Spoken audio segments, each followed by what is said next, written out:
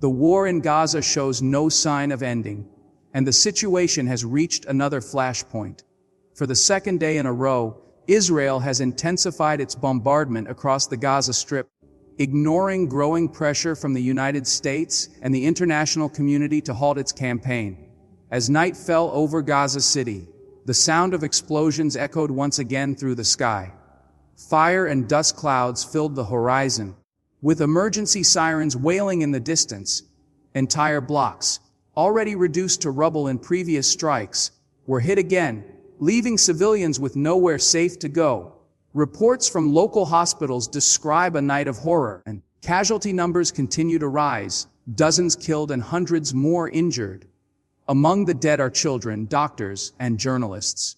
Gaza's civil defense teams, already exhausted and short on equipment, are digging through rubble by hand, searching for survivors in collapsed buildings.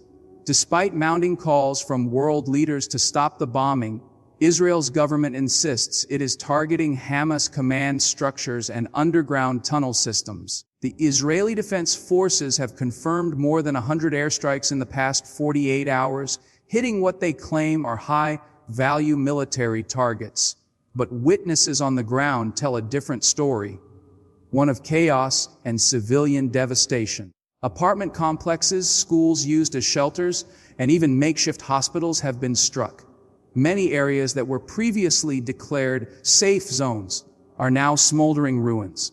In the southern Gaza city of Khan Yunis, residents report that air raids destroyed 2 residential blocks just before dawn. Families that had fled Gaza City now find themselves once again displaced. One survivor said, "We have nowhere left to go. Every street and every corner is being bombed." At the same time, pressure from Washington continues to build. U.S. officials, including President Biden and former President Trump, have urged Israel to show restraint and prioritize hostage release negotiations. Trump publicly demanded an immediate halt to bombing to allow for a structured peace plan, a demand that Israel has so far ignored. Behind closed doors, U.S. diplomats are said to be deeply frustrated.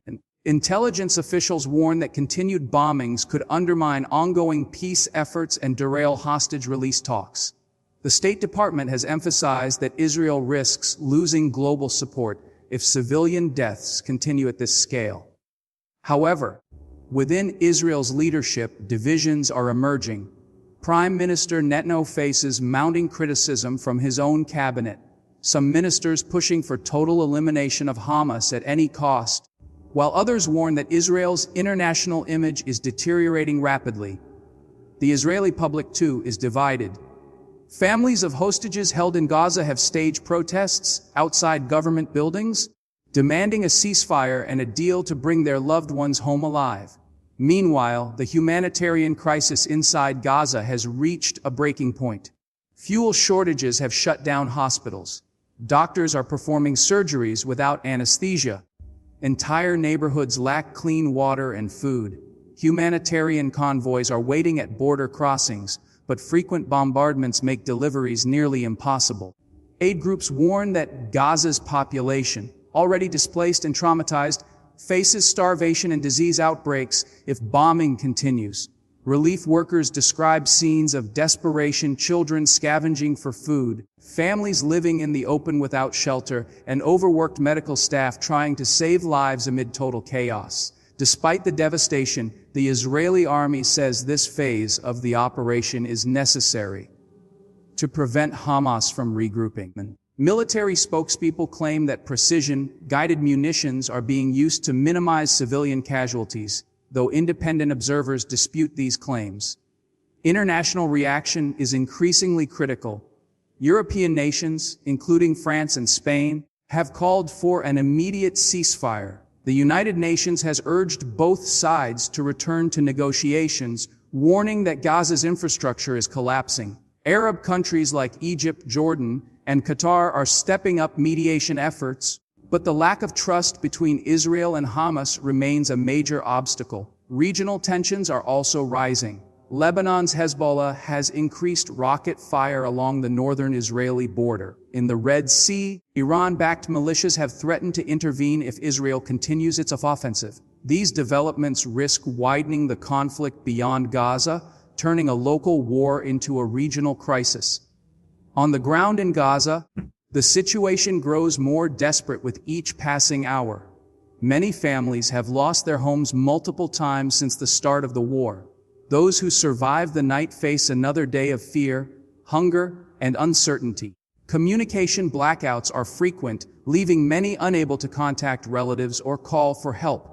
In some areas, civil society volunteers are stepping in where official aid cannot. Youth groups are organizing food distribution and first aid stations. Mosques and schools are doubling as shelters, though even they are now at risk of being targeted. The psychological toll is staggering. Mental health professionals describe a population living in constant trauma. Children who scream at the sound of airplanes, adults who can no longer sleep, and families that bury their loved ones every day. As pressure builds from the United States and other world powers, Israel faces a difficult choice: continue its military campaign and risk global condemnation, or heed the calls for a ceasefire and open itself to negotiation. For Washington, the stakes are equally high. The U.S. has long been Israel's strongest ally, but domestic backlash over civilian deaths is intensifying. Human rights organizations and protests across American cities are demanding an end to U.S. military aid until Israel stops bombing civilian areas. In Tel Aviv, military analysts argue that the strikes are meant to create leverage before any new ceasefire deal is signed, a tactic aimed at forcing Hamas into concessions.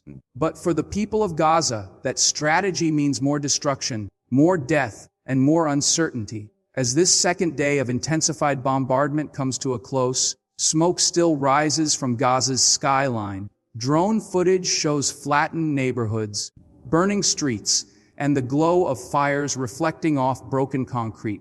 The call to prayer echoes faintly through the devastation, a haunting reminder that life continues, even amid endless war. The question remains, how much longer can this cycle go on? Will international pressure finally push Israel toward restraint, or will military objectives continue to override diplomacy? For now, there are no clear answers. But one thing is certain: Gaza's civilians, trapped between politics and warfare, are the ones paying the highest price.